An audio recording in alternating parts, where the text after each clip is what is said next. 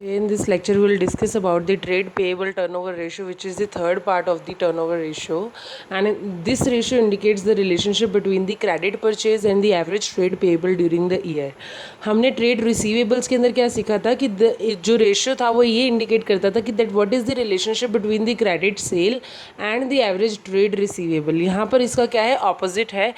आप जितना credit purchase कर रहे हैं और कितना आपका एवरेज ट्रेड पेएबल है, मतलब कि कितने टाइम के अंदर आप अपनी पेमेंट क्या कर देंगे, अपने क्रेडिटर्स को कर देंगे, ये पता लगाने के लिए हम क्या करते हैं, ट्रेड पेएबल टर्नओवर रेशियो को कैलकुलेट करते हैं.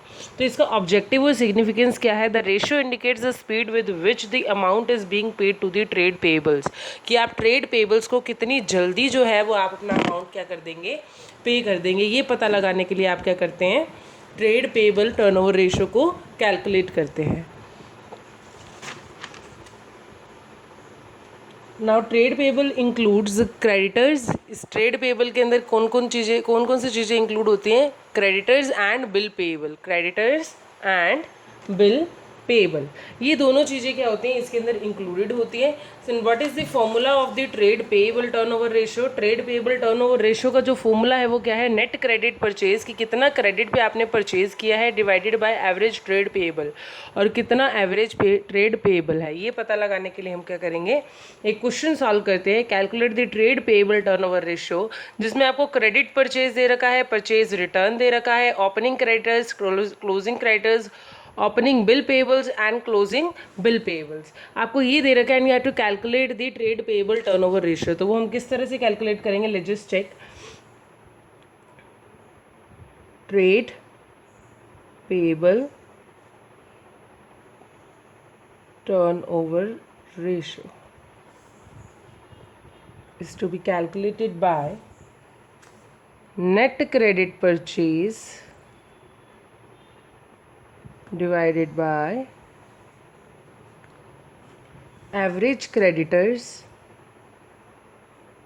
plus average bill payables. क्योंकि हमने भी यहाँ पर क्या लिखा है कि ट्रेड पेएबल्स के अंदर क्या क्या चीज़ें आ जाती हैं, क्रेडिटर्स एंड बिल पेएबल्स. क्या क्या चीज़ें आ जाती हैं, क्रेडिटर्स एंड बिल पेएबल. इसलिए हमें उनका क्या करना पड़ेगा, एवरेज कैलकुलेट करना पड़ेगा. तो नेट क्रेडिट परचेज हम किस तरह से कैलकुलेट करेंगे, net credit purchase is equals to 6,20,000 जो कि हमारा टोटल क्या है, क्रेडिट परचेज है, माइनस परचेज रिटर्न जो कि out of the credit purchase है, दैट इज ऑफ ₹20,000. तो 6 लाख का हमारा क्या है, नेट क्रेडिट परचेज है. Now we have to calculate the average of creditors and bill payable. So we have the amount 1,140 of the opening creditors, closing creditors and opening bill payable और closing bill payable. इन सबको किसके साथ divide कर देना है, हमने 2 के साथ डिवाइड करना है. पहले सभी को हम क्या कर देंगे, ऐड कर देंगे.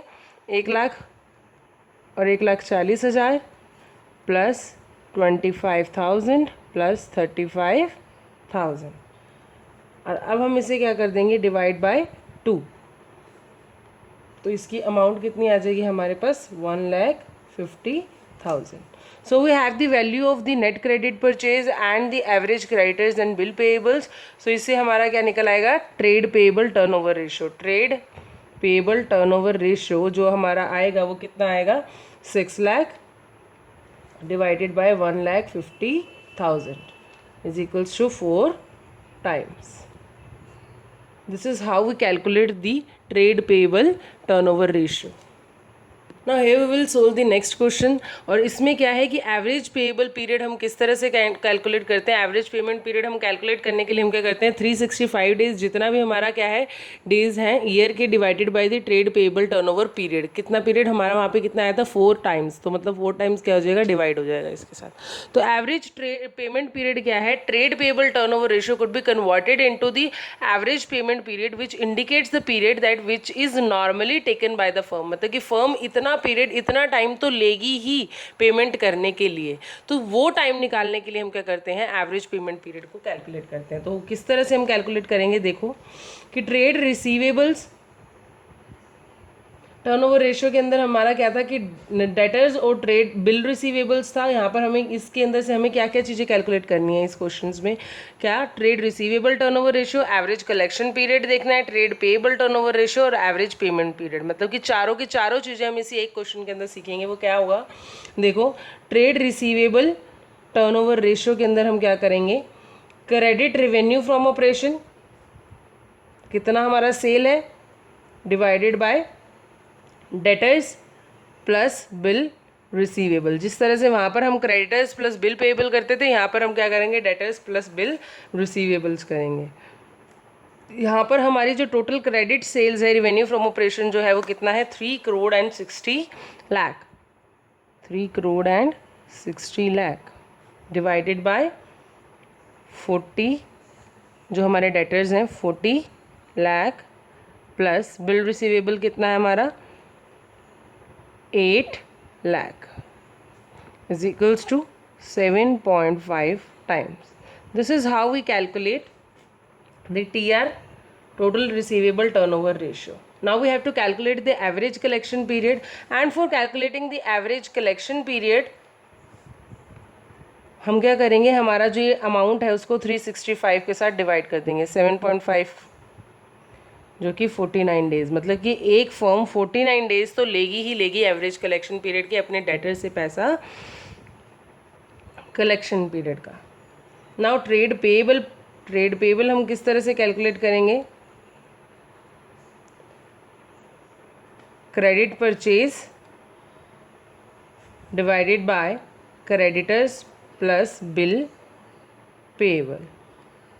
Now creditors are 1 crore and 50 lakh, credit purchase हमारा कितना है 1 crore and 50 lakh, and the creditors are 12 lakh and bill payable is 60,000.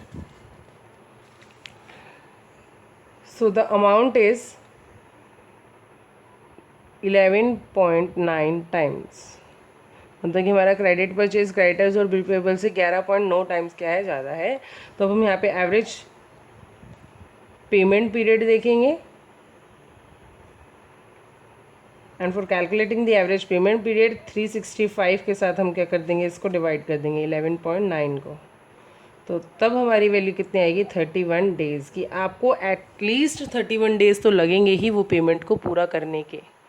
This is how we solve the questions related to the trade receivables and trade payables. Please try it out at your home and learn it by heart. Thank you so much.